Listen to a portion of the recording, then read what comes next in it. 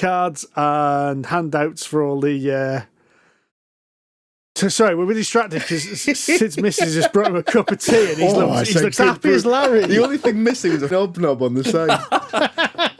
You mean hobnobs like these? Oh, you son of a bitch, you got milk chocolate ones as well. I have. I've got chocolate hobnobs sat here.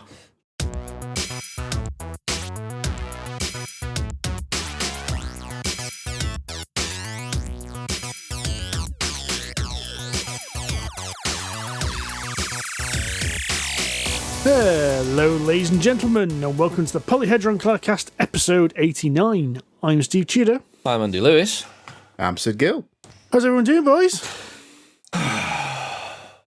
that bad, eh? Just a sigh. I'm really wet today. Yeah. You're wet. Wetter than an otter's pocket today. I've been outside all day. Really? Oh, mate, Unlucky. I'm dripping. My feet were all wrinkly when I got home. Oh. What have you been doing? Oh, I've been doing a bit of field work. Oh dear, I remember that. Yeah. And it's obviously today is the day that it's going to pour down with rain all day. Well, of course. It wouldn't do it on any other day, other than, you know, the weekend and the last 2 weeks. It hasn't rained over the weekend. It's been gorgeous here. I did hear. The weekend was fine here as well, actually. Well, aren't you two? Look, okay, Sunday was okay. It started, the morning it pissed with rain here. The afternoon kind of cleared up, but it was still mince. Yeah, I think I managed to get into town on Thursday and on Friday and Saturday. So, yeah, not too bad. I had a cruffin. Ooh, In fact, nice. I had 2 cruffins. I had a cruffin on Thursday and a cruffin on Saturday. You fat bastard. They are good though, Andy. They would be right up your street, mate. I'm sure they are. Are they filthy and full of calories? Oh, yeah. Yes. Excellent. I shall order 2. They are a croissant dough cooked in a muffin tin, which on its own, you know, covered in sugar, you know, just for good measure, Of course. and filled with cream. Oh. Okay, I'm going to try and find me one of those. Get more than one. Oh, yeah. I do like the fudge donuts from Fisher and Donaldson up north. Well, you see, very few things come close to Fisher and Donaldson's That's donut. true. But then you've Yeah. got about 15 years or 20 years of nostalgia poured into that donut as well. Oh, I don't know. Last So time I was it'd be hard to beat that donut, man. Last It time I was really up would. at St Andrews a couple of years ago, I still had one, and it was still bloody good. Well, it's like a yum yum, mate. I can't find a proper yum yum south of the border. I never got into Yum Yums. Oh, I love yum yums, man. Lemon Don't you- ones as well. You get a little extra hit in there. Ooh. Don't Waitrose do a yum yum? Oh, it's shit. Yeah, I mean, right. Waitrose are good at lots of stuff, right? But yum yums just ain't one of them. Next time I'm up north, I will bring back yum yums. The problem with yum yums, though, it'd be like bootlegging booze across the Texas border. Do you know what I mean? It's just God, they'd be like rocks by the time they got back, though. exactly. That's why you'd have to go fast, and you need the bandit in front of you to keep the smokies off your tail as well. Honestly, mate. You need me to drive. That's what you need. Well, I'm not sure. That'd be a terrifying journey. It'd be a fun journey. You have a weird definition of fun, Andy. Might be fun for you. Yeah, totally. Everyone else gets out with white knuckles and stiff legs. Well, speaking of rain, I did a thing a couple of weeks ago. I went into my board game room and I decided, right, I'm going to investigate this smell of damp that seems to be lingering in the air. Oh, dear. I know. Well, last time John was here, and which admittedly that was many, many months ago, he sort of commented that it's a bit of a smell of damp in there. And I thought, well, there is, but, you know, it's winter, and what do you expect? But I thought, right, I've got a free afternoon or an evening. I'm going to do something useful. So I pulled all of my Kallaxes out against... Because, you know, when you go in, obviously there's the Kallaxes that are against the wall. But there's kind of this really annoying lip that's about 6 inches deep and about, I don't know, 50, 40 centimetres high, for reasons best known to whoever built that room in the first place. And so the bottom row of Kallax is against this bit, and the rest of it has sort of free airflow. So I pulled it all out, and there's like, you could just see damp and mould across there. Like, oh no. So I started checking the game boxes, and like 3 or 4 of them had mould all over them. Like, oh no. So I gave them a clean, and thankfully they sort of brought them upstairs, and they dried out within a few hours, so it was okay. But so I've moved all the room around now, so now I have a nice sort of rows of library games. It's great. But let that be a warning to everybody: check your games for mould. and damp. Yes, especially if it's on an outer wall. Yes. Because I actually had that in my old flat, because we had the games against the back of the living room wall, which was an outer wall, and that was really badly insulated, that wall was. And I remember when we actually moved all the stuff out, I moved the 2 bookcases off. It was 2 Billy bookcases we had, and both of them had mould going right the way up the chipboard. I was like, but guess which game got mould on it? Should be able to guess this, Andy, because it seems to be my sacrificial game. It seems to be the one that wants to take the brunt. It's a Game of Thrones. Yes, indeed. It was the only board game to get mould on it. So, in case you don't know, Sid, Game of Thrones has had 1 bottle of Blue Wicked poured on it, 1 glass of Prosecco I'm going poured to on it. stop you there, right? What series of events led to you having a Blue Wicked I within didn't drink 4 Blue miles Wicked. of yourself? So this was actually my, I think technically she's my stepsister-in-law. So Amanda's stepsister. Oh, yes, okay. She drinks just nothing but Blue Wicked. Does she have a tracksuit as well? And it ends up that she's actually really into board games. She came up one week when everyone was like living in Malvern. She came up to see her dad, so Amanda's stepdad. And it ends up she's really into board games. She's really into Magic the Gathering as well. So she came with us to the Tuesday night board game group in Worcester, and we played a 6-player game of Game of Thrones. And she got really into it and picked it all up, and ends up she played it before. But she only drinks Blue Wicked. There was a bottle on the table. She knocked it. Blue Wicked went all over the board. So I dried out the board. It was fine. Andy then poured a pint of lager all over it, a pint of beer all over it, sorry. At the same venue. Sounds like Andy. Yeah, and it was like 2 mouthfuls short of an entire pint. Oh yeah, it wasn't the other way around. It was like a fresh pint. I just I gesticulated one too many times and boff, the whole lot went over, and I felt guilty forever. And then Amanda's friend poured a glass of Prosecco on it, but she was quite drunk at the time. That's a hardy old game then. That's one to remember, yeah. Isn't it? Oh no! Everyone, keep a Game of Thrones in your bookshelf for when mold, booze, people arrive. It's not that hardy, because Steve revealed his evil dark side on this one. Because it turns out I was basically racked with guilt for literally destroying the board. It fell apart after all of this, and I was like, "Oh shit, no!" It was a full pint of beer. It was, I know, and he made me feel terrible for quite some time. I thought I even offered him to buy him a new copy. I felt that bad. He says, no, it's fine. And then I discovered he's got a spare board, the cheeky bastard. Well, yeah, he doesn't bring the good board out for you, mate. I remember you dropping the entire curry over the Sue's sofa when she went ape shit. I'm sure it was you playing for a curry over the sofa. That wasn't it was, me. mate. That wasn't Definitely me. was. No, I'll ask Sue later. I'm sure there's a photo of it. There's a photo of you really you had a plate of curry in front of you that you just sort of planted into your lap. Was I drunk? No. Well, yes. But then we were all pretty drunk that night, I think. So. Oh, yeah, maybe I did. Did it hit the sofa? I thought it hit the... I don't know. I can't Do you know what? I don't care. It's a leather sofa, mate. You just hose it down with a pressure washer and move on with your life. That's true. You know what I mean? That's why you buy wood floors and leather sofas. That's true. Easy clean. What have you two been doing with yourself, then, in this lovely weather? Not much. Not Must much. Admit. No. I quite like this weather that you complained about.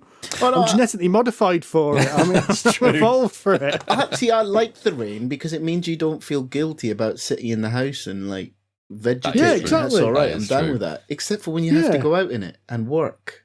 Yeah, that's shite. That's the shite bit. No, Alora accused me of being lazy and not going outside. I've not actually left the house in over a week. How good's that? They'll be taking the wall down to get you out a bit, mate. We'll wheel you out on your chair. I have put weight on. I've gone up a belt notch as well. It's not good. Hence, now I'm on a diet. Are you now officially broad in the arse? A little bit, yes. Certainly broad in the gut. Jesus. Not good. Not good at all. I mean, very tasty, but not good for me. So yes, I'm on an enforced regime now of bugger all calories, which means I'm starving during the day. And being at home and starving is not good, because there's a kitchen through there full of snacks. No, that's fair enough. So I've been putting my time to good use. Oh, I've been catching up on telly. So I've watched The Boys. I watched The Umbrella Academy.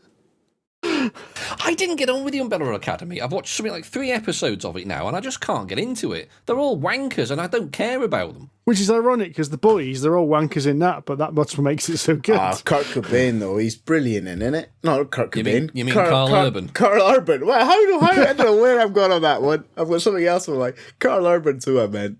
He is. The guy who plays Homelander, though, is the best. Oh, he's a creepy there he is. Yeah, he's so good. Yeah, I've only seen season 1 yet, so I don't think season 2's as good. It's good, but I don't think it's as good. I shall try it. You've both recommended it to me, I think, now in the past. So, well, I only started it because Steve mentioned it, and then when he did mention it, I did go on a bit of a bender, and I think I smashed most of it over a weekend, much to Sue's distaste. She fell asleep. It's not my fault. I just carried on. Before I knew it, I was 4 episodes in. That's how it happened. Oh well, that's it. Cut her loose, man. That's it. You can't save everyone all the time, mate. So that's what I will say. It's true. Well, I think we've waffled enough. Is it time for some news? Why not?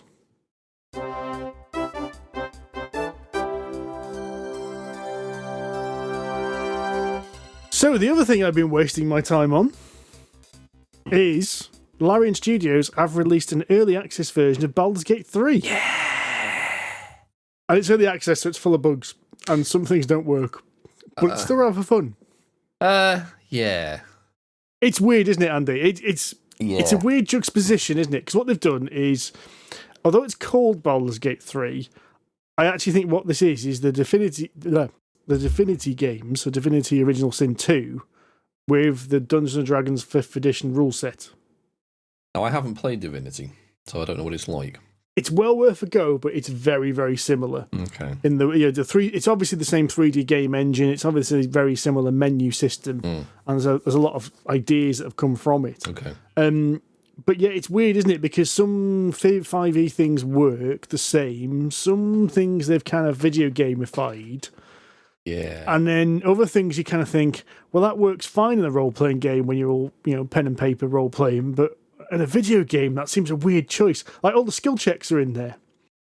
I quite like those. I quite like that. You play Iron Man mode, so you can fail the skill check quite often and go, oh crap, I've just completely made a dead end of that. Yes, yeah, no, I quite like that because a lot of the skill checks are linked to conversation decisions, and some of them unlock depending on what skills you've got and what race you are and what your background is and all this sort of stuff, which I quite like. I think that's quite a nice thing to do, and I do like the idea of you only get one go at a choice, unless you save scum and reload, of course. So if you fail something, as you say, it's failed, it's gone. You cannot do it again. You can't just keep, trying, which is infuriating, but realistic in a way, in the sense that, in life you only get one go at things generally. So I quite like that idea.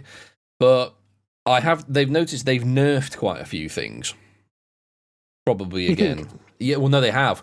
They've, like, Firebolt, for example, the cantrip, is a range of 120 feet in the RPG, and it does D10 damage. In the video game, it has a range of 60 feet or 18 meters because they've metrified every metric. They've made everything metric, which is slightly confusing when you're used European, that's why. Oh yeah, no, it makes sense what they've done it, but it's when you're used to 5 feet, 120 feet, and 60 feet, you're thinking, how much is that in feet? Oh, but yeah, 18 meters is 60 feet. They've made a range of 60 feet, and it's only a d6 of damage. So they've completely crippled the spell, which makes your wizard a bit shit at level 1 and 2. Yeah. I know, again, appreciating that it is obviously an advanced beta, it's early access, so there's potentially room for change and stuff. I think the way I've played it and gone through the bit of the game I've done so far, really trying to do this without spoilers, I think the way I've gone through the bit of the game is I don't think it was done in the way the developers intended me to do it. Now, if it is similar to Divinity Original Sin 2, there are like 100 ways you can approach every problem in the game. So there is no correct way to do things. There's it's to be fair, the studio are known for doing this way of going like approach it your own way, and so you end up like following leads and end up going back on yourself. Sometimes you're like, oh, I've already done this kind of thing. Yeah. And whilst that's fine in the sense that the world is a living, breathing thing, Mm. And it makes sense that, you might trip over something by mistake and get it done and then go and find, there was a quest for that later on. Fine. But when you enter, say, a crypt that's full of a bunch of adventurers, when you open a door and they beat the crap out of you several times over, and there's only you, a rogue, and your sidekick, who I think in this case was a cleric of some description. There's 2 of you and 6 of them. That's not a fair fight. So eventually I managed to win it by basically bottlenecking them in a room and then get out and face another fight, but eventually win all of this, and then discover literally round the corner from where I started, there were 3 NPCs I could bag into my party. So I'm thinking, I think maybe a little bit of... Because this is obviously right at the start of the game, not much has happened at this point. So you're thinking maybe a little bit of nudging in the right direction, at least to get the player up and running before they get their arse handed to them, especially people who aren't necessarily familiar with 5e. Or Dungeons and Dragons in general, I think might have been a slightly better design decision. But an open world is not a bad thing, so we'll see. There are bugs, few bugs, like the game just black screening and then dying on me when I've just done like half an hour of gameplay without saving. Yeah, that's annoying. Just spam that F5 button. Yeah, now one thing, it doesn't do what Baldur's Gate did, in the sense that whenever you leave an area and go into a new area, it auto-saved. Baldur's Gate 3 does not do that. Yes, I found that out. The first time I played, I didn't save at all. No. So I thought me going to the new area on the beach and then going to the crypt would autosave. I reloaded my autosave and ended up back in the Mind Flayer ship. Yes. It's like... and you've got to do an hour of game again. You're like, I can't be arsed. Yeah. Yes.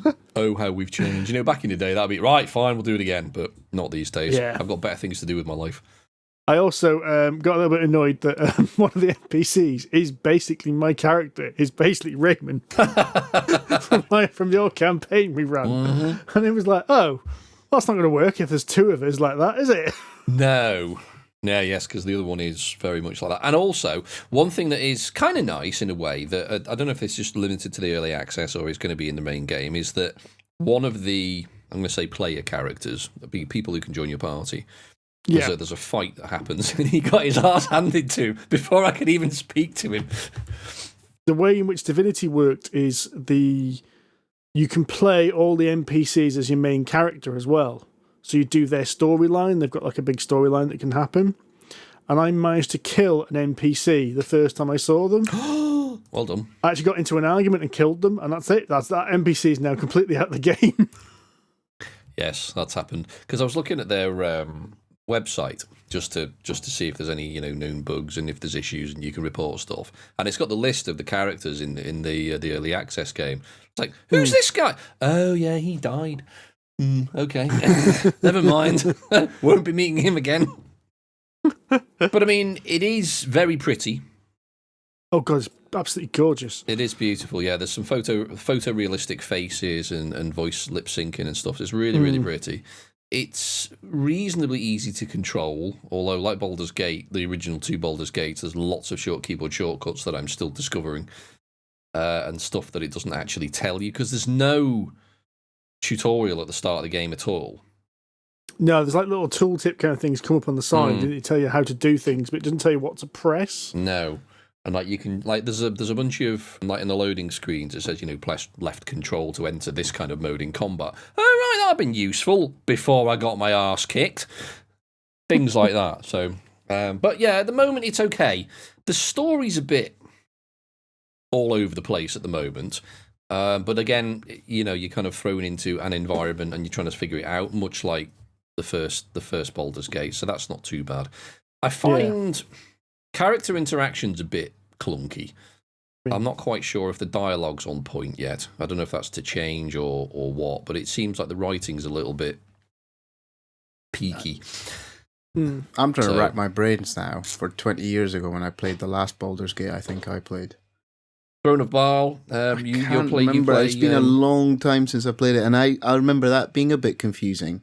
But I don't know if that was because I was still getting used to the no, it wasn't 5e, of course, back then, or whatever it was, rule set was based on second edition. Yes, I found the original Baldur's Gate took a long while to get into. There was a lot of you've got to stick at it. Once you got to the Nashkel mines and the story started to kick off and it made a bit more sense, then it gained momentum. But until then, it was a bit of a slog. But I think back then it was always less accessible. I think obviously now they're playing to the kind of shorter learning curve people. You can't have a long learning curve. Yeah, and I think the way in which video games approach the tutorial is, iterated so many times over these years, but and I think the scope as well, because the original Baldur's Gate did kind of like throw you in this very linear plot at the very beginning, didn't it? Whereas I think quite early on in this Baldur's Gate 3, you're given choices now to do things which I think feel like they have an impact on the plot, but it's not possible to know what impact they have at this time, Yeah, it's true. Well, I think they brought that through with Morrowind, Skyrim and all that lot, didn't they? Where you felt an open world, but it's not really an open world, and when you start seeing the rails, it starts to become a little less exciting. We shall see, because I think there's something like 25 hours of gameplay that they've unlocked for the early access. Although they say 25 hours, I don't know if that's actually 25 hours or if it's on a timer or if it's, this will take the developers 25 hours and therefore it'll take me about 6 weeks. I don't know. So we'll have to see. I understand it's 25 hours of actual content, as in it should take you 25 hours to complete it, which is a lot. That's as much as like most games. That's normally 3 times most video games these days. Yeah, that's quite a lot of time. That's quite an investment. That which gives you an indication of just how big Baldur's Gate 3 is probably going to be. You see, that's quite damning, because the only time I get 25 hours on my hours played is when I forget to turn something off. Just sits there on the the idle screen. Guybrush is sat underneath smoking a fag or something like that. Tapping his foot. His foot, yeah. Oh well, we shall see what happens. But yes, so far... I'm enjoying it so far, but I mean, most of that is just the character creation, because I think the character creation screen's really good. They wouldn't let me have a tiefling sorcerer. God damn it. Oh, no, not all the options aren't there yet, are they? Sorcerer as a class isn't there, and there's a couple of others that aren't there yet, but obviously it's I don't think there's no Dragonborn yet as a race. There's no gnomes yet. No. So yeah, there's a lot of stuff they still need to add in. So, but then again, that's what happens when you buy an early access, which is what we did with Gloomhaven as well, and now that is awesome. So they've just updated that to have multiplayer support, and so me and Adam have been playing it quite a bit. Now, the full campaign isn't there yet, so what you do is this kind of sandboxy kind of campaign, where you've got this like map which expands out, so every time you open to an area, it opens up a path to 2 more quests you can do. The problem is, we are stuck. We have hit against... Basically, there's 2 quests we've got to do, which is basically clear out a dungeon, and both dungeons have got skeletons in, or as they call living bones in Gloomhaven. And I think it's set at a high difficulty level because they regenerate almost every round. Yes, is this the dungeon with the huge guy that keeps going around spawning them? Yes. Yeah, that's the one I keep getting stuck on as well. I thought, right, sack this. I had about 8 goes at it and thought, bollocks to it. I'm leaving. I'm going to try and find some kit, and I'm coming back. Come back with a bigger stick. Exactly. And I haven't found one yet, so I'm just trudging around the marches at the moment. No, but it's really good implementation of the board game. I can't wait for them to actually finish it and release the full campaign. Yeah, no, it's really good. It works. I mean, I've seen a few comments going, "Oh, it doesn't work. It's really awful. What the hell is this?" But that's from people who haven't played the board game. Yeah. So, but it is. I agree, Steve. It's a really good implementation. If you understand how the board game works, the card selection system, it's brilliant. It's a really good interface. It's very pretty, and it works really, really well. So yes, we shall have to give it some multiplayer action at some point. So in other news, and this is actually quite a big one, Awaken Realms have... Well, I don't think they even launched it, but they did a massive project to launch a new crowdfunding platform. So competition to Kickstarter. Yes, although you say here you've got the link, it's called GameFound. Yes. Now, they've been doing it for a while, because I've received stuff from GameFound before, but they were just presumably just a fulfillment entity. They were a fulfillment and pledge manager before, and I think this was the plan all along, that it was eventually going to become its own Kickstarter. So yes, all that kind of pledge management stuff is already in the background, and then they've gone further to actually make it into a crowdfunding platform. So they've actually launched a game which has come out just on GameFound and isn't coming to Kickstarter. Those crafty beggars. That's a risky game. I don't know. I mean, Awaken Realms have got a pretty good reputation, and they deliver on time, and their games are pretty good, and they're all very pretty, and they're going to make $5 million easily. It's definitely taking the artisan approach to selling stuff. Yeah, it's a risk, isn't it? Because Kickstarter is a massive platform, and they say that Kickstarter itself is your marketing. We shall see. I think it'll either be, flop or success. There's not going to be no dodgy middle ground here.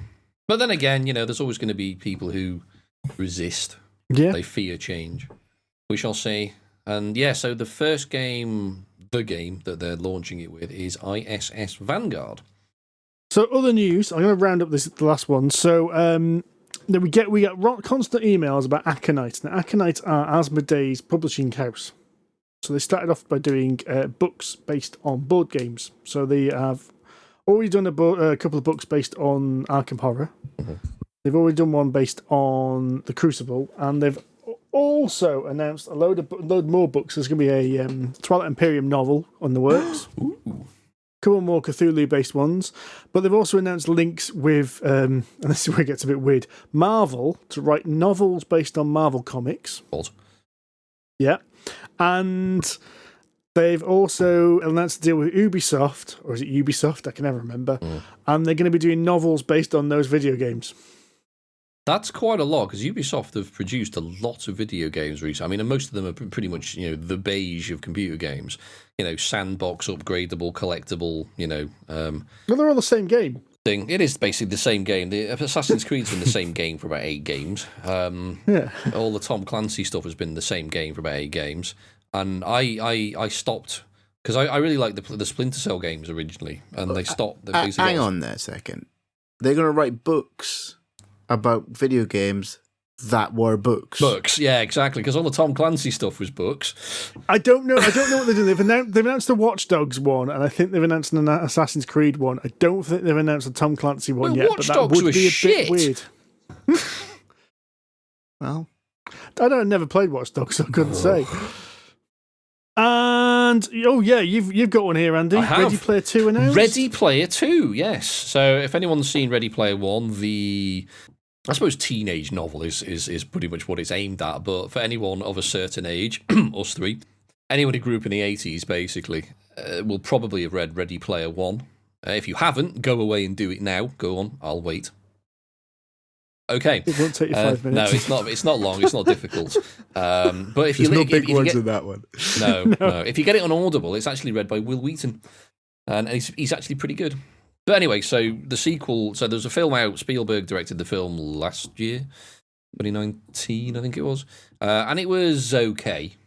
Lots of 80s nostalgia again. It wasn't as good as the book, but the film was okay and entertaining. But now there is a sequel, Ready Player 2, which is going to be out on Audible and paperback and various other flavours of medium on the 24th of November. So Alora has already pre-ordered it. Fair enough. Now, we both enjoyed Ready Player 1. The stuff at the start, in case you haven't, or say at the start, it's about a third of the way through by the time it all gets going, has a huge amount of Dungeons and Dragons stuff in it.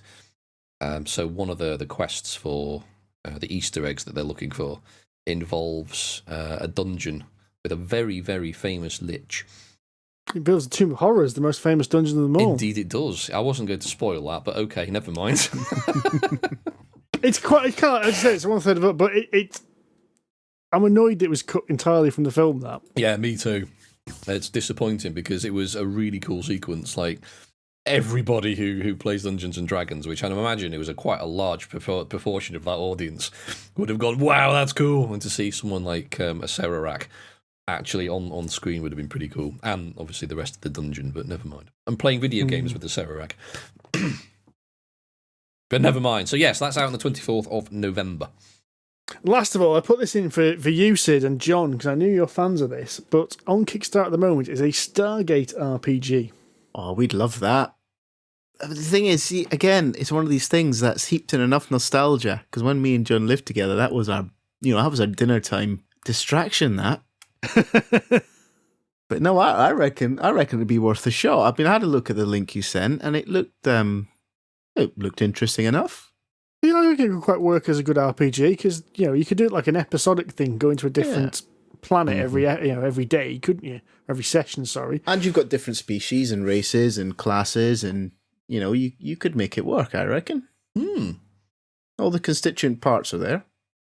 It's not a boring vanilla. You're all humans and all the same and stuff like that. I mean, even with the humans, you've got a variety, haven't you? You've got the fighter classes with what was his name? Colonel What's His Chops? Who's I've completely forgotten the name of now. Yeah. All I've got is Captain Carter in my mind. That's probably the problem. Wasn't she an astrophysicist? Yeah, well, she was a brainy fighting soldiery person. Yeah, She was your balanced sort of person, wasn't she? She may have binned a bit in charisma, but she was all right in the others. Or was that Daniel Jackson who'd binned charisma completely for intelligence? Well, yeah, he was the mage, wasn't he? Basically. Yeah. Yes. Yeah, that's probably fair. It's probably fair. Carter was the cleric. What's his name? Colonel. Oh. You see, you can't remember now either. No, it's going to come to us randomly in about 25 minutes, and one of us is going to burst out mid-flow. Yep, totally. Yep. So, as I say, that's on Kickstarter at the moment. Stargate SG-1, the role-playing game. If you want to get it on PDF only, you can get it for less than a tenner. Hey, that's not bad. Yeah, that's not bad. Yeah. That is walking around money. I'd spend more than that on a pint. Yeah, £8 for the PDF version of the role-playing game. Yeah, I might have to go and back that one now. Thank you, Steve. You're going to say it's £8 for a pint of Sid's beer. Yeah, that sounds about right. I do. Yes, you have tasty stuff. Yeah. Well, yeah, We're on the cheap stuff now to balance things out. Other people have made that beer. I thought you meant one of my own. Oh, my own right, personal. okay, all right. Well, Right, the stuff that other people have made, I think, is excellent. You're right, Yes. right. Apart from John's Binger, we don't want that. Nobody It's good for wants cleaning that. the toilet. It is. Degreasing engines. Stripping lacquer off dinner plates as well. Jesus. Do you know what? The last time I had Binger, which was many, many years ago, thankfully, because I keep refusing it after this episode, I could see before I had some of that. No, afterwards. There's not in the note. This is John's homemade ginger beer, which I never had the good stuff because John had moved on to the turbo binger at that point. Well, by the time I got involved, when he started to use the turbo yeast that brewed it in 4 hours rather than 4 weeks, which was just wrong. Terrifying stuff. It was terrifying stuff. It was basically meths, was what it was. It was awful. Meths with lemonade, that's what it was. It looked like cloudy lemonade because it had that sort of whitish tinge to it, didn't it? It wasn't see-through at all. It was bad for you. That's bad memories. Right, we need to move on quickly before I some start games crying. you played then. So, me and Andy have managed to play a few games in the last couple of weeks. Some of them together, most of them apart. Yes. So, we both played together Escape the Dark Sector, which is a sequel to Escape the Dark Castle. So, Escape the Dark Castle was a fantasy-themed one. Dark Sector is a sci-fi one. And the best way to describe this game is if you can imagine the old fighting fantasy books from the 90s. Remember the sci-fi ones of them? Throw one of them together with a bit of the old 2000 AD kind of artwork and styling and play a co-op game where you've basically got to escape a sci-fi prison. And that's it. That sounds really cool. It was. It is. It's really fun. cool. It's brutally hard. Steve and I died every single time. Yeah, I think I've played it 5 times now and I still haven't escaped. Oh, God. But it is cool. So what it is it's like a big deck of cards, like a big deck of jumbo-sized cards. And each one has this really cool 80s, 90s style line artwork on. So the artwork is all black and white and looks purposely old and a little bit rough around the edges, which just adds to the character. And all you do is basically you shuffle, there's 3 levels of these things. You shuffle them all together so you end up with a completely different story every time. And it ends up you just moving to another area of the prison and you flip over the next card and see what's waiting for you. And it could be some alien who wants to trade goods with you. It could be some other escaped prisoners who want your stuff that you've just traded, or it could be some unspeakable alien that wants to rip out your brains and use it as its lunch. It's usually the latter. It's usually the latter, yes. This is sounding better and better with every sort of really sentence good. here. It was really good, really tense as well, because you choose a character and each character's got there's 3 stats, isn't it? There's like they're fairly basic. Yeah, and each character's got 3 points in one, 2 points in another, and 1 point in the third. Basically, they're all the same. They're just different combinations of that. So you pick the one you want. You get a couple of starting bits of kit, usually some crappy gun, maybe a little gizmo that'll help you. Everyone gets like a cybernetic implant that gives them a bonus at one thing. And then you just go hog wild, turn the first card over, and that's it. Because it goes downhill from there. And along the way, you might pick up an extra gun or a missile launcher. And the way that combat works, because there will be combat, is that each weapon you have will roll a number of dice, and there's some bunch of symbols on those dice. And there's a series of, it's something like 6 or 7 bigger dice that you roll or set up when you turn the card over, and it tells you what this enemy has. So that it might be like 2 strength, one guile, and 1 defense, or whatever the hell the stats are. I can't remember. And they basically all got symbols. So you've got to basically, as long as you can roll one of those symbols on your gun, then you'll get rid of one of those dice. And once you've got rid of all the big dice, monster goes down like a sack of spuds, and off you go, assuming you survive. But then there's interesting mechanics like your gun. If you're using an autocannon, it could jam. If you're using a rocket launcher, it could blow up in your face. Things like that. If you roll certain combinations of dice, so it's never a given. Three kinds of weapon as well. So there's bullet weapons, laser weapons, and explosive weapons. And so certain bad guys will be more susceptible to certain weaponry. And you've only got like 4 equipment slots. So like the Gatling gun takes up 2 equipment slots. So you're like, well, I want to keep the Gatling gun because it's awesome. So Andy gets rid of the laser pistol. Laser pistol, useless. Want this massive Gatling gun. Next creature. Oh, it's almost impervious to bullets. We needed lasers. Every time. I'll keep the rocket launcher. Nothing's impervious to rocket launcher. Oh, turns out an armoured tank is. Okay, fine. That's just the way life is as well, isn't it? Just when you throw that thing out the shed that you've had for 15 years. You need it the following day. You need it the week after, don't you? Absolutely, yes. Exactly that. But it's like that, and that's what makes it the fun thing, because it gives you this difficult decision that we all love. Which one do I get rid of? Which dice do I roll? Some of the cards even have decisions on. Do you face the monster and take him down, or do you turn tails and cheese it? Yeah, but if you do that, you'll suffer this. If you take the monster down and surprise it, you might get this. But and so it's all good fun. That sounds like a really good combination. Yeah, so there's some little subtleties as well. So, for instance, you don't have to just do the fight, which it says. You got a choice of where you want to try and shoot it, attack it in hand-to-hand, or even there's like little things that you can do. Like, there's a combat drone which you can use like once, and then you got to try and recharge it. There's like a medical drone you can try and reuse to like heal you. So there's little minor little tactical decisions that every so often you just kind of go, we're going to have to use the med drone. Yep, we are. We're going to die. Yep. And this is like a really subtle thing, but I really love it, is to keep track of your health. They give you a little notepad and a pencil. Well, it's pretty straightforward. But it's basically like a little heart rate thing.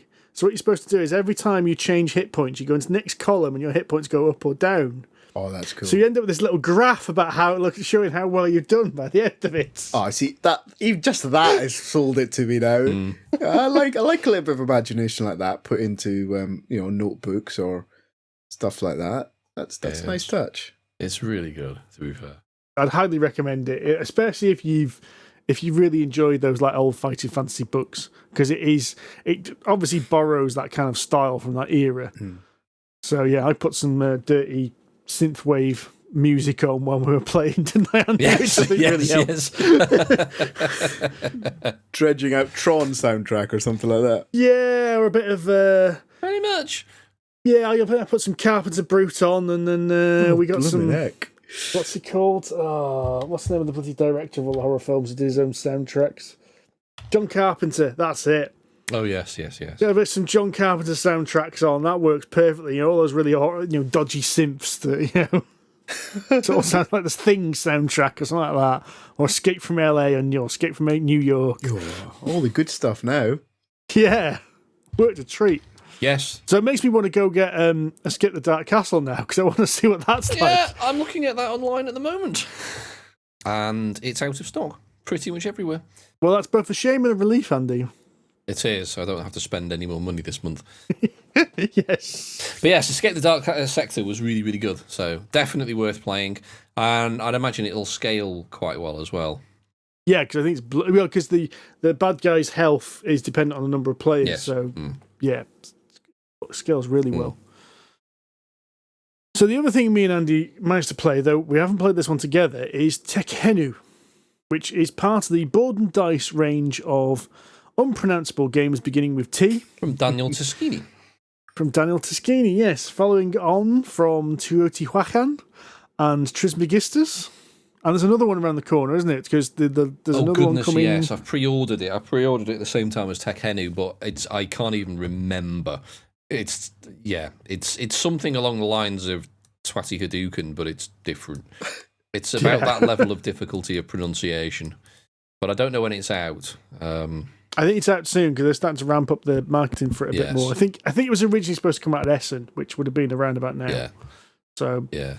But yes, Tekhenu is a joint design actually by Daniel Tekhenu, who designed Tolkien and Twatty Hadouken, Teotihuacan and Trismegistus. Mm-hmm.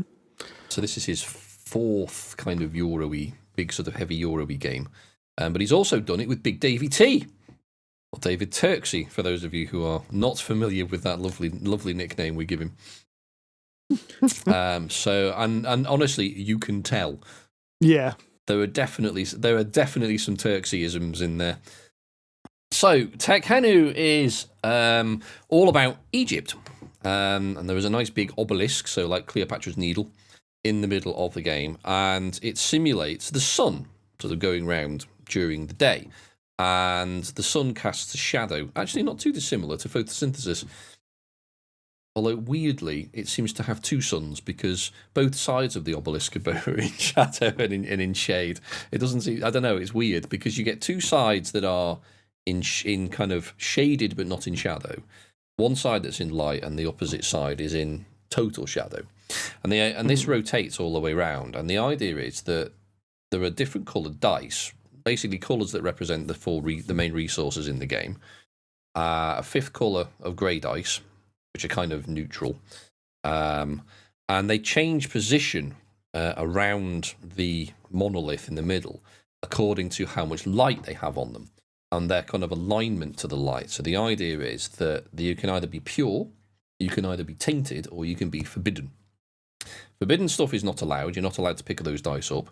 So you can either pick pure dice up, which are, say, white dice in the light, or black dice in the shadow. The yellow and brown dice kind of flip between pure and tainted depending on the level of shadow. And you can pick this dice up. You perform an action with it. There are 6 actions to perform, which are represented by the 6 Egyptian gods like Ra and Bastet and Ramesses and all those guys. And it'll allow you to build, say, a house on the board, or build a temple, a pillar in a temple, or build a statue, or gain some happiness, expand your population, that sort of idea. And all of these eventually will gain you points. But the idea is that you'll do one thing on your turn, pick a dice up, next player. Pick a dice up, next player. So, in theory, it's quite quick until you start thinking about it. Yes. Well, I'd actually say it's surprisingly quick. The first game we had, we go like 3/4 way through and suddenly went, there's only 2 rounds left. Yes. Because the other thing you've got to think about as well is it's all done like twos, and twos, isn't it? So you pick up a dice, then once you've both picked up a dice, then the sun rotates. So what's in light and shade can change, or what comes onto the board changes. But you've got to place the dice you've picked up onto scales on your board. So you've got to balance the scales. You can't take too many bad dice. You have to try and balance the good dice and the bad dice. And the more balanced you are, affects like the turn order in the next round, which is like a decision to think about. You can use the dice in 2 ways. You can use them for the action, which is the location or colour you've taken it from, or you can use it to gain resources. So that's another thing to think about. And then, of course, everything needs like 3 steps ahead. So you can't just build a pillar over there because that'll just get you some points. No, you want to build a building, then build a pillar, then build another building because that'll get you the most points and get the resources to the next stage. If you played like Trismegistus or Teotihuacan, you'll know you want to do those things in like, I need to do A, B, C. Right, I'm going to do that. Oh crap! No, I've forgotten about E. Yes, I've got A, B, and D. Oh shit, no, there's C. And someone's just robbed my dice for B. God damn it! Yeah. So yes, there's a lot going on. I like it, but then again, I like Tehkenu's games. So, however, Ooh. I don't think it's as good as Tolkien or Twati Hadouken. See, now I was going to ask you that because I am trying to decide, because I don't own either Tzolk'in or Teotihuacan, and I'm trying to decide if I need them now I've got Tekhenu. Yes, you do. Fair enough. Because I think it's a very, very good game, but I'm wondering if it's just not quite as good as the other two. But I don't know whether it just needs a couple more plays just to cement in a bit, whether I still haven't got my head around the puzzle. Because I've not yet to win a game. Amanda has smashed me completely at the both times we've played it. Yeah, Laura's done the same to me. And to be fair, weirdly, this is the only Tehkenu game she gets anywhere. Well, she beats me at. The other two, I usually batter her at. She has beaten me once or twice at like Twati Hadouken, but the vast majority of the time I'll, clear it. And that's not to say that I don't like Tekhenu because of that, but possibly for the same reason you have, Steve, is that I might not have got my head around it properly yet. I like it. I think it's a really good game and it's definitely worth playing, and you can definitely tell it's Tehkenu and Turksy, as we've said. I don't know, it just seems to lack the charm of the other two, I think. Is it just because it is a Tehkenu game? You're now on like the 3rd or 4th game, which has got similar mechanics. Is it just that it feels like the greatest hits? No, I like that about Daniel Tehkenu's games. Actually, they gel with me quite well because of those reasons. So I mean, having another one is the reason I bought it. It's like more of that with a bit of a twist. I'm quite happy with that idea. I don't know. There's just something about it that seems a bit not quite as clean, I suppose, as the other two. I don't know. It just seems a bit. Tight's probably the wrong word, because this is... I tell you what it's more like, actually. It's more like Cooper Island and Pipeline and Barrage. It's very unforgiving. Okay. Yeah, I can see that. Whereas with the other games, you have a bit more play. So if you screw something up, you can kind of recover. You might not end up winning, but you won't bomb completely. Whereas I think in Tekhenu, if you start badly, you're not going to catch up. Because as you've mentioned, you've got 2 or 3 or 4 stages of plan to accomplish, and if you screw up 1 or 2 of those stages, you're 2 turns behind everybody else. Because the game is only 16 turns, which sounds like a lot, but it really isn't, because you'll use 6 of those turns to gather resource. You'll use 4 of those turns to build a house or a column or a statue. You'll use 2 of those turns to gain happiness, which allows you to get a couple of cards which you can spend at the end of the game to get some points, and all of a sudden that's the end of the game. They don't go very far, those actions, so you've got to be really, really efficient, and I think that's possibly why I'm less enamoured with Tekhenu than the other two. I mean, don't get me wrong, I still like it, just not quite as much as the other two. Interesting. Because I do really like that aspect about it, that you can't, not that you can't make a mistake, but you've got to start thinking of your end goal right from the beginning. You can't go into this game and kind of wing it. No, and I think that's probably why I'm not gelling with it. Because you and I both play the same way. We just go with our go, yeah, I'll do. Yeah, that'll do. Oh, shit. Yeah. So I think it does need more plays. It's definitely a slight twist on the previous games he's done, which is a good thing. And I think bringing in Davey T has been a benefit, because it's added a bit more spice to it. It's definitely more unforgiving, which I think is definitely David Turksy's hand. And it's good, but yeah, I do need to try to play it better, because every single time Alora just beats me at it. And I think the cards are very, very powerful. It's a nice system with the cards where you're limited as to which sort of, because there's about 4 pools of cards and they each get more, I suppose more powerful is probably the wrong word, but you can pick from more choice, don't you? Yeah, but you can only pick from 1 at a time. But that's governed by how happy your people are. So you've kind of got to manage 2 tracks in order to get to essentially the cards that you need, which But in order to get up those tracks, you need to get papyrus, and that involves doing certain actions. And yeah, there's every action is linked to all of the others, which is very, very clever. Yeah. So it's definitely a brain burner. I think the balancing one is the one that keeps getting me, because you can do some really strong, powerful actions, but then found out because you've done that, you've got an imbalance at the end of that section, and you end up losing victory points because all the dice you wanted were on the bad side. Were in that darkness or in the shade. So my scale was like one side, waiting, because it's supposed to be like this. I can never remember the Egyptian gods. It's supposed to be like the god of the underworld is Anubis. That's it. So Anubis takes the scales and balances you. See if you're good or bad, basically. You've got heart of lead or the heart as light as a feather, I think it is. Yes. I see. We never struggled with that in our games. Both in Nora and I did, because I just kept. Yeah, well, I wasn't.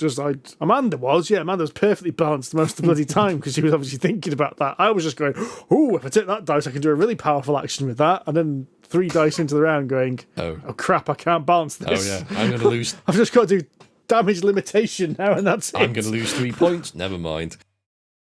Now, that's something we do definitely think about. And to be honest, I never found it. Neither of us have actually found it that hard to balance our scales. I mean, they're never necessarily perfectly balanced. They're like, plus or minus 1, maybe 2. Yeah. So we never really lost any points over it.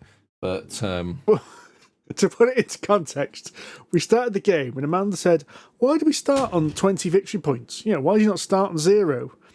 And I lost 7 victory points in the first round. It's like, oh, that's why. Jesus, how did you lose 7? I had everything on the bad side of the scales. I don't, because we basically, me and Amanda, it seems, learn games the same way. We learn by doing. So we basically set the game up and just started playing, reading from the rulebook as we went. Right. So both taking actions to go see what that action did. And it's only when we went to the end of the rulebook and said, right, end of the round, this happens. Oh crap. Yes, no, I read it and do it first. But then again, we still screwed the rules up, so never mind. But they are complicated. I mean, they're complicated enough games that you are always going to get 1 or 2 of the little rules wrong that you forget. Like, oh no, you're only allowed to pick from one section of the cards at once rather than all of them. Or that when you do something that, it costs you this, or don't forget to do that, or whatever. But no, I like it. It's definitely worth getting. I just don't think it has the charm of Tolkien or Twati Hadouken. But again, I think it needs more plays because I've played the other 2 a lot more. So yeah. You haven't seen Tolkien, have you, Sid? I haven't seen Tolkien. I've seen Tekhenu, whatever it's called, Hunu. Tekhenu. I saw that. It does look beautiful, I must admit. But Tolkien looks amazing because it actually has this interlocking gear system, these plastic gears, and every turn you rotate the central gear, and all the gears around it rotate as well. It's a really clever system. That appeals to me. That does. I thought that appeals to me. If it were little milled stuff, that'd even better rather than actual full involute gear forms. Oh. Stop it. Stop it. Don't talk dirty to me like that, Andy Lewis. Yes, we learned that on a previous podcast when Steve got wet as well. Oh, it's nice to see things like that, though, isn't it? It just shows a bit of a care, and as long as it hasn't compromised the game, and it all, it's not all been just about show. Yeah. No, it's almost like an integral part of the game. I think it does add. It does add. Did you bling yours up as well, Andy? Did you paint it and a little 3D? Did you get a little 3D printed pyramids to put on them as well? You did, didn't you? Yeah, I did. Yeah, I have seen that. I have seen the photo of that actually. Now that I remember the painted pyramids. Well, I don't remember the awesome cogs and gears, but I remember Andy's paint job that's for somebody else to work out. Yes. So I painted the middle cog and then put there's each of the little temples on the sort of little outer cogs as well. So it looks fantastic. I'm really quite pleased with what I've done, but it's a bitch to get it back in the box again because the temples poke out. It's a real pain, but it does look good on the table. So that's Tekhenu from Baldur Dice. And that has also triggered my memory when you said Anubis, Colonel Jack O'Neill. Yes, I don't know why. I don't know why that triggered it. There you go. I told you. That must be about 25 minutes since we last spoke about it. You're right. Jack O'Neill. God damn it, Colonel O'Neill. Me and my friends call that a sprocket moment from one of my old school friends, because we were, I think it was some friend's 18th birthday party, and no one could remember the name of the dog from Fraggle Rock. Right? And my mate Big Tim, you've met Big Tim. Yeah. It's 2 hours later, and he's sitting there chatting to someone for no reason, and suddenly goes, "Sprocket!" Yeah, it is. That's what it is. It's exactly what happens to Mel Gibson in Lethal Weapon. You just gotta go. You just gotta walk away from it for a bit, and then it just jumps in there. It was honestly, it's when you said Anubis, I went Jack O'Neill. That's what it was. The amount of random crap in the head is terrifying. Oh, it's worrying, isn't it? It is scary, scary stuff. So, the third thing that we've been doing recently, I say recently, it's been a while since we finished this, but in our attempt to play as many role-playing games as possible, we have been playing another shorter campaign of Dungeons & Dragons 5th edition, which is the Essentials kit, as it's branded, and which contains the adventure The Dragon of Icespire Peak, which is a levels 1 to 6 adventure, and it's intended as a kind of another version of the starter set. So it's for new players to get them into D&D. It's a sort of reduced rule set. You don't need the player's handbook, although it helps. There's just a sort of miniature rule book in there. There's a bunch of pre-baked character sheets if you want to use them, and a couple of Alora's friends actually, who we've played board games with a few times, have heard of Dungeons & Dragons. They were really, really keen to get stuck into it. Go, can we play D&D, Andy? Can we play D&D? I'm like, okay, yes, I will be your DM, but I warn you, there's a lot of rules. That's okay, it's okay. All right, okay. So we started to play with that, and I asked Steve to join because he's a more experienced player, so he could act as a kind of a guide for the newer players, just to keep them in line. Or hustler, if you will. Yeah, well, not really a hustler, just someone who can actually help out from the player's point of view to guide them through. A ringer, there we go. A ringer, yes. And we got one of their friends as well, Danielle, who joined the party as well. Sadly, the two players who actually initiated the adventure didn't really get on with it. I think they just didn't get on with the admin more than anything else. Because D&D there's quite a lot of paperwork to do in the background until you're used to it. But Danielle stuck it out to the end and really enjoyed it, which is quite nice. So, but having the two players who started leaving left a hole, so we asked Sid to join. Yes, it was good.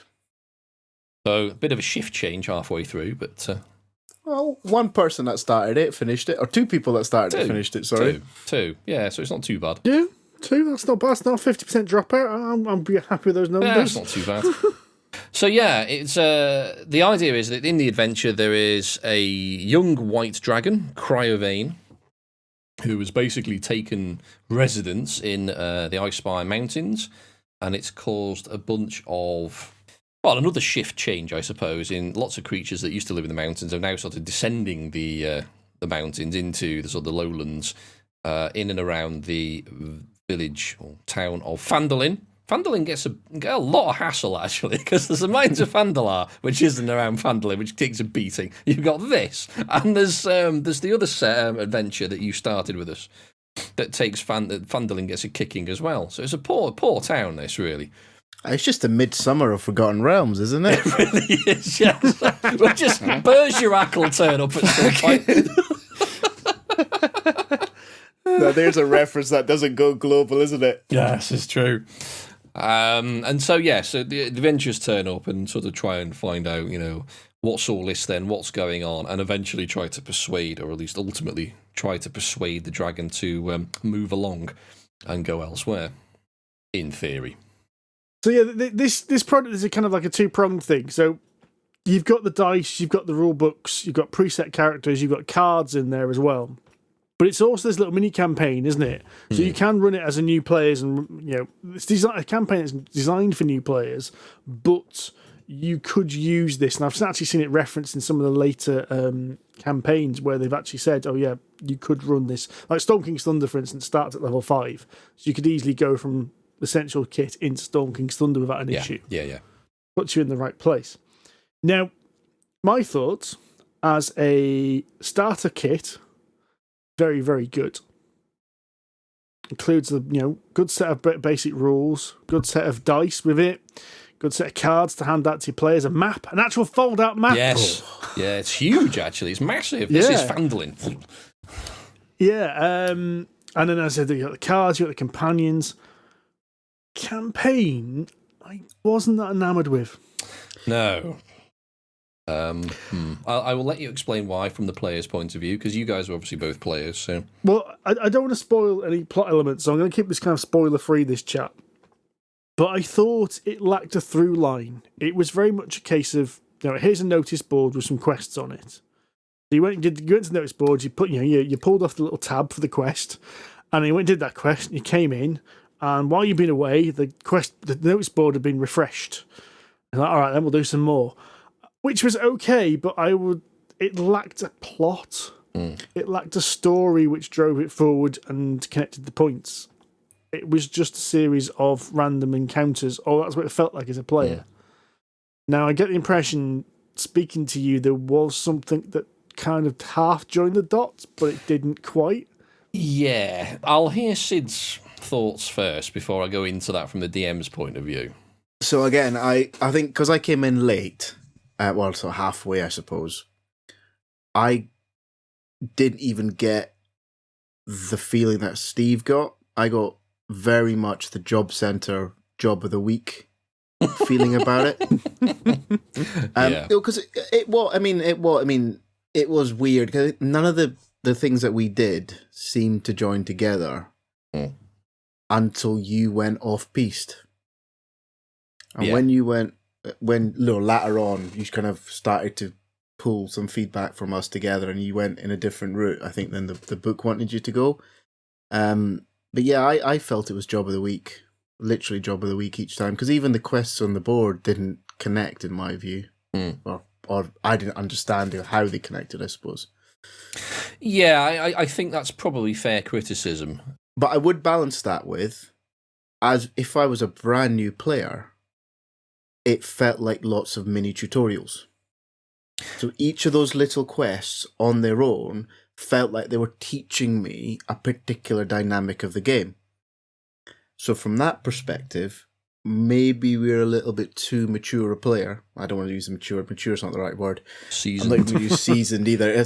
But you know what I mean? It's that we've played the game, so we didn't need the tutorial. So we've missed perhaps what some of the missions were. Because you had like a dungeony crawl mission, didn't we? And we had one where, I can't remember what we did now, but there was a few others where they were kind of not crawly, but more of a siege type event or a bit of a puzzle here and, things like that. And it all seemed to touch on different elements, almost to exercise different characters' strengths and weaknesses and educate you on what you needed to do after level 5, 6. I hadn't considered it that way, but that's probably a good point, thinking about it.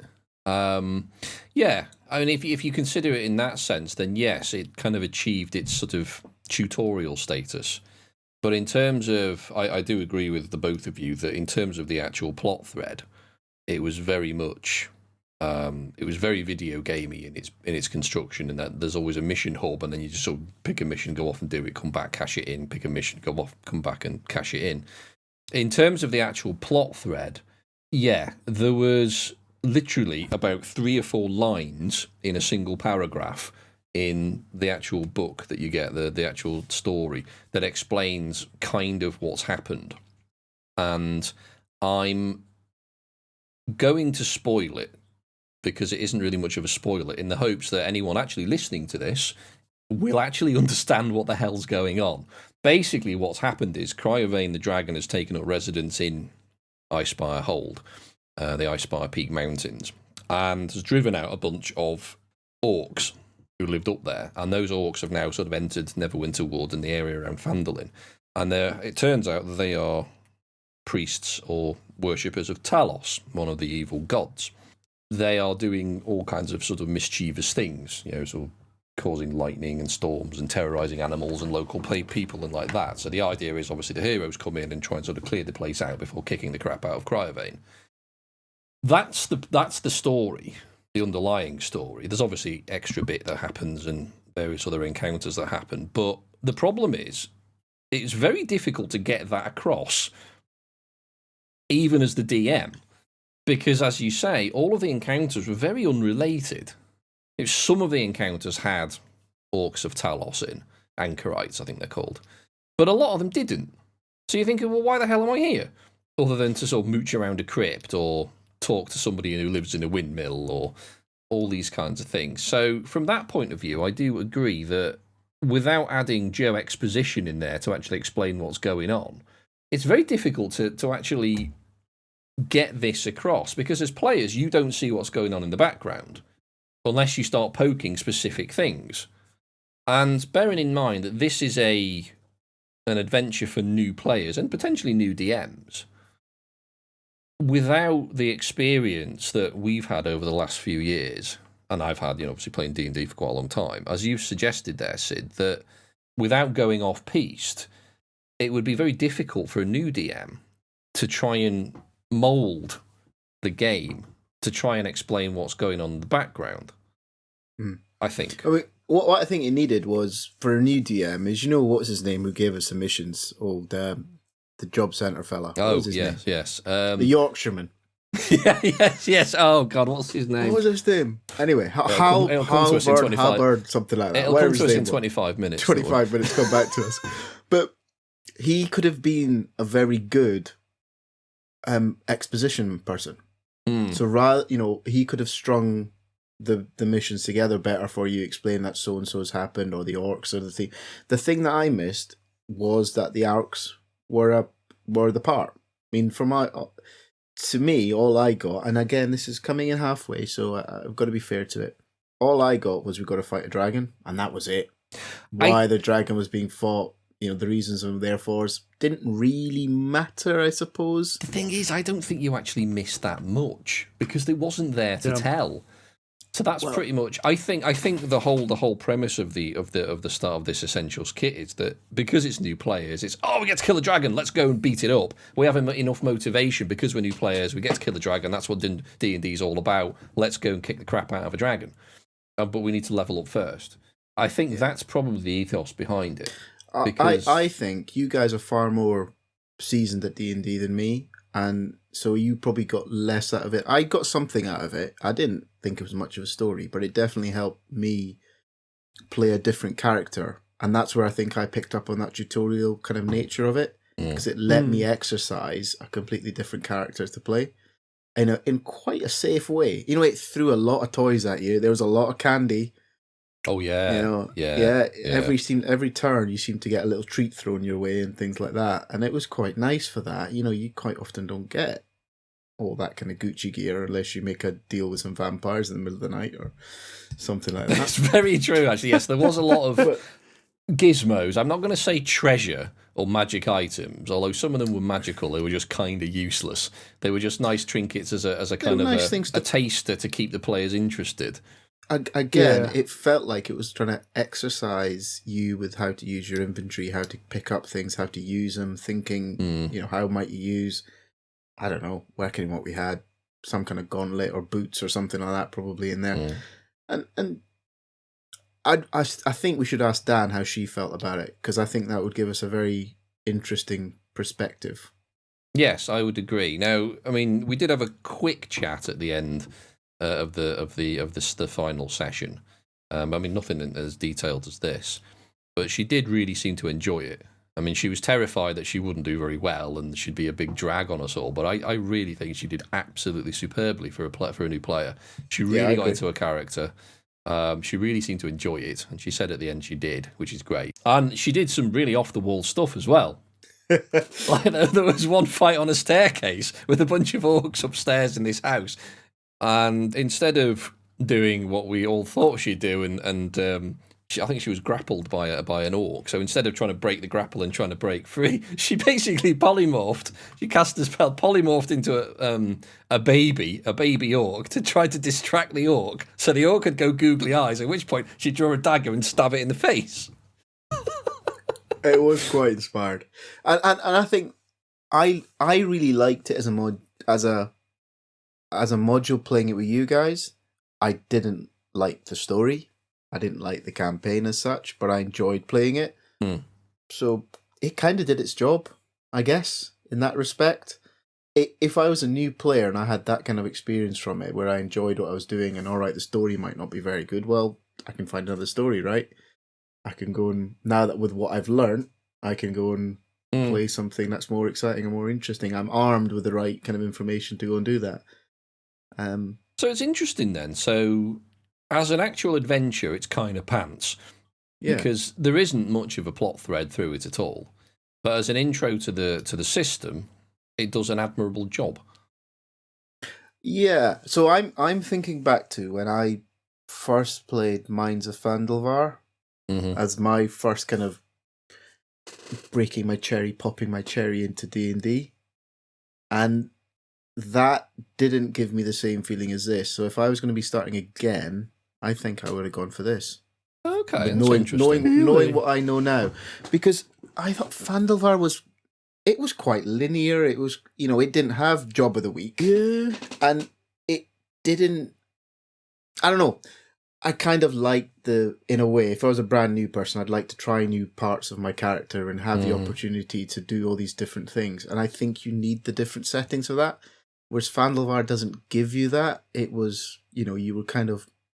It was dungeon crawl, big long dungeon crawl at the end of the day. That's all it was, and it was. I think it was. Yeah, Phandalvar's quite linear comparison, isn't it? I never thought of that. It is, but it's a different thing, isn't it? I mean, it depends what you're looking for, and different people learn in different ways. The plot threads and the story in Phandalvar are much better.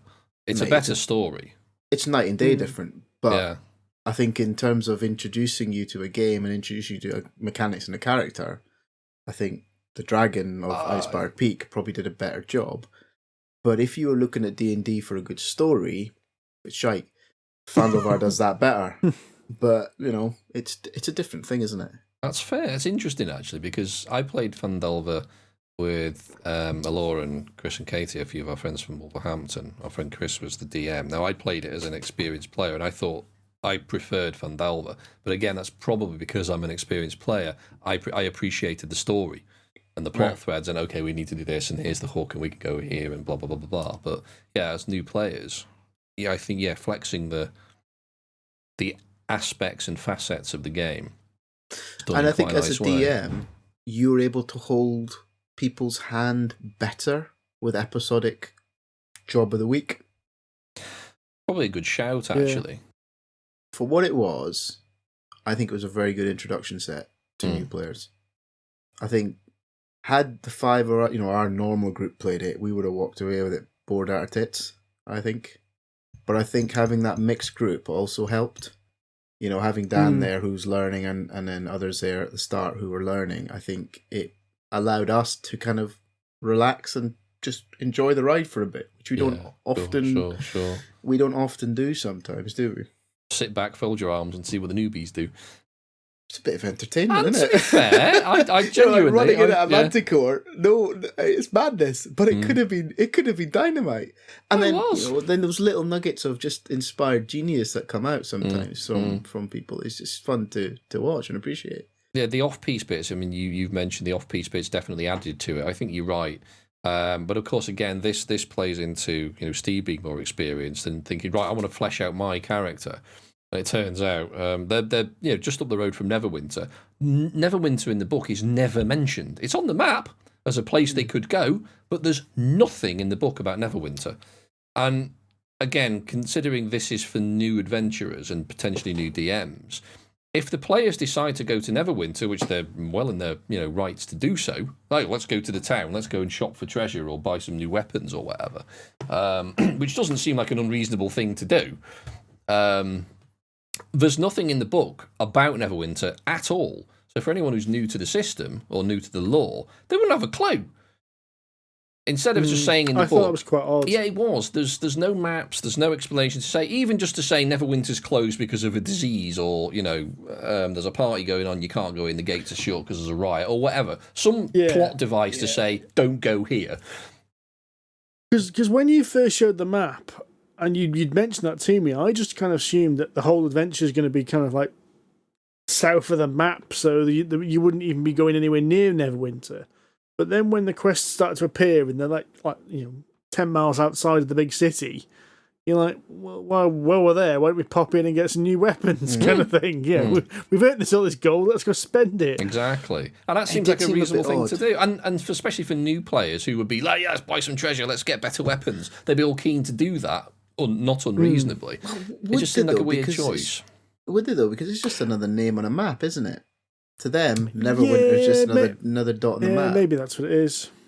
But equally, I do agree that the book should say that the main road is closed because of, I don't know, some reason. It should put a natural boundary in the way. It's flooded. There's a flood in this direction. There's a cliff in that direction. Yeah. Impassable mountain range up there, and rather than just a bunch of invisible swamp walls down there or something. Right?